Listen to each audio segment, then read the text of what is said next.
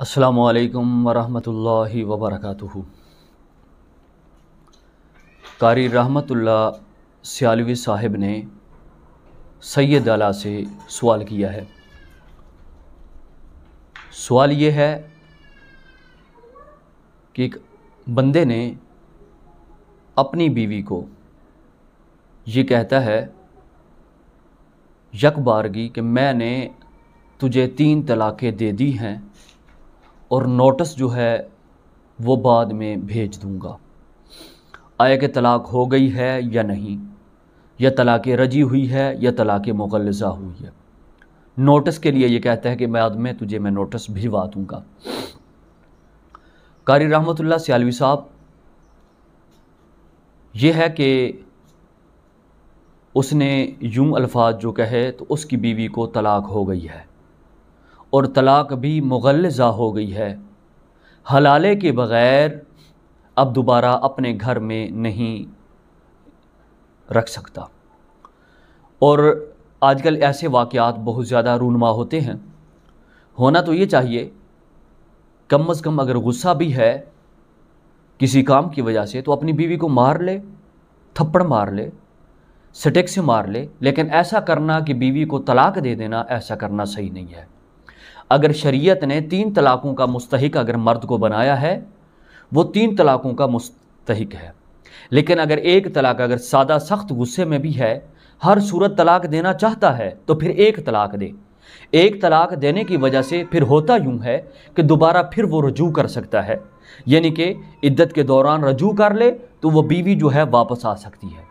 लेकिन जब उसने तलाक़ें 3 दे दी, चाहे यकबारगी दे चाहे अलग अलग करके दे, ये नहीं होता कि नोटिस भिजवाए। नोटिस तो एक हमारे पाकिस्तान के एक कानून के मुताबिक है कि नोटिस भिजवाया जाए, एक सबूत हो, प्रूफ हो। लेकिन जो ही ज़बान से उसने यकबारगी कह दिया या अलग अलग कह दिया 3 तलाक़ों का, तो उसकी बीवी को तलाक़ हो गई है अहले सुन्नत वल जमात के नज़दीक। बाकी रहा मसला ये कि इद्दत गुजारेगी, इद्दत गुजार कर वो किसी और से निकाह करेगी। निकाह करने के बाद जिसे हलाला कहती है, उसके बाद वो अपनी मर्ज़ी से फिर तलाक़ देगा, फिर इद्दत गुजरेगी, फिर दोबारा इसके साथ यानी कि वो निकाह कर सकती है। लेकिन ऐसा करना सही नहीं है। हाँ, अगर अपने घर में रखेगा, इस बात को छुपाएगा अपने घर में रखेगा, तो फिर क्या होगा, ये ज़िना ही शुमार रहेगा। नबी पाक साहिब औलाक ने फरमाया क़ुर्ब क़यामत यानी कि क़यामत के नज़दीक मर्द अपनी बीवियों से ज़िना करेंगे, मर्द अपनी बीवियों से ज़िना करेंगे। वो ज़िना का जो तरीका होता है मुख्तलिफ। एक ये है कि मर्द अपनी बीवियों से ज़िना करेंगे इस बिना पे क्योंकि मर्द जब कलमा कुफ्र कह बैठता है तो उसका निकाह ख़त्म हो जाता है, दार इस्लाम से खारिज हो जाता है। जब निकाह ख़त्म होता है तो बीवी चूँकि ईमान वाली और ये कलमा कुफ्र कहने की वजह से दार इस्लाम से खारिज, यानी कि निकाह ख़त्म हो गया और मियाँ बीवी आपस में रह रहे हैं, जिसकी वजह से वो यानी कि ज़िना शुमार हो रहा है, ज़िना हो रहा है मिन जानिबिल्लाह, अल्लाह के यहाँ। लेकिन दूसरा तरीका कि मर्द अपनी बीवी को तलाक़ दे देगा, जैसा कि कारी साहब रहमतुल्लाह सियालवी साहब ने ये मसला पूछा है कि मर्द अपनी बीवी को तलाक़ दे देगा। तलाक़ देने के बाद जब कारी साहब से मसला या मुफ्ती साहब से मसला पूछा तो उन्होंने बताया कि इसने 3 तलाक़ें दे दी हैं तो इसकी जो बीवी है वो मुग़ल्लज़ा हो चुकी है।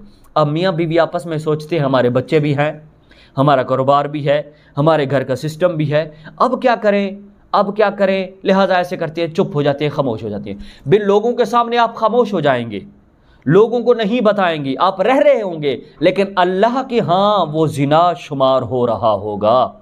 इसलिए सरकार ने फरमाया क़यामत के करीब जो मर्द होंगे यानी कि कलमा कुफ्र की वजह से वो अपने बीवियों से ज़िना, तलाक़ देने की वजह से खामोशी हो जाएगी, सन्नाटा छा जाएगा, किसी को बताएंगे नहीं, लेकिन दिल में उनको मालूम होगा, उनके दिल में मुफ्ती बैठा हुआ है कि वो ज़िना ही शुमार हो रहा है कल क़यामत के दिन। और जो बच्चा पैदा होगा वो हरामी बच्चा पैदा होगा क्योंकि वो निकाह ख़त्म हो चुका है तलाक़ देने की वजह से। इसलिए बेहतर है कि अब वो चूँकि औरत आज़ाद हो चुकी है, अगर दोबारा फिर लाना चाहता है इद्दत गुजरने के बाद वो किसी और से निकाह करेगी। निकाह करने के बाद वो चाहे 10 दिन रखे, चाहे साल रखे, चाहे सारी ज़िंदगी रखे, उसके साथ ये शर्त लगाना भी जायज़ नहीं है کہ تو طلاق دے دے گا، بلکہ وہ اپنی مرضی سے طلاق دے، ناچاکی کی وجہ سے طلاق دے، ویسے طلاق دے دے۔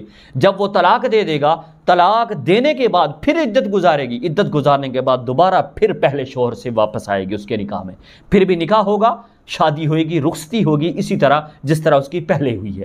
لیکن اگر خاموش ہو جائیں گے تو گناہ ہوتا رہے گا، بار بار کہہ رہا ہوں، گناہ ہوتا رہے گا۔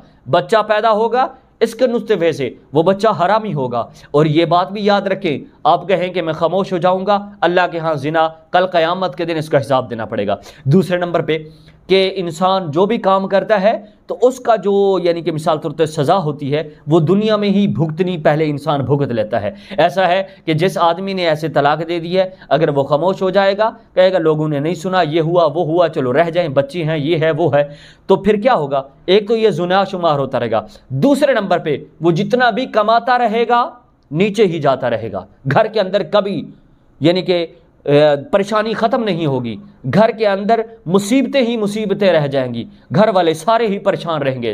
اور تیسرے نمبر پہ یہ بھی ہے کہ گھر کے اندر جھگڑا فساد رہے گا، کبھی ختم نہیں ہوگا۔ اس سے بہتر ہے کہ آپ عیاں کریں، واضح کریں، لوگوں کو بتلائیں یا نہ بتلائیں، اللہ کے ہاں وہ یعنی کہ طلاق ہو چکی ہے، دوبارہ پھر یعنی کہ وہ بیوی جو ہے تم سے آزاد ہو چکی ہے۔ اب ان کو تم کہے کہ نہیں تو نے نہیں جانا، یہ نہیں کرنا، بیوی آزاد ہو چکی ہے، چاہے جس سے وہ آگے نکاح کرے عدت گزارنے کے بعد۔ اللہ تعالیٰ عمل کی توفیق عطا فرمائے۔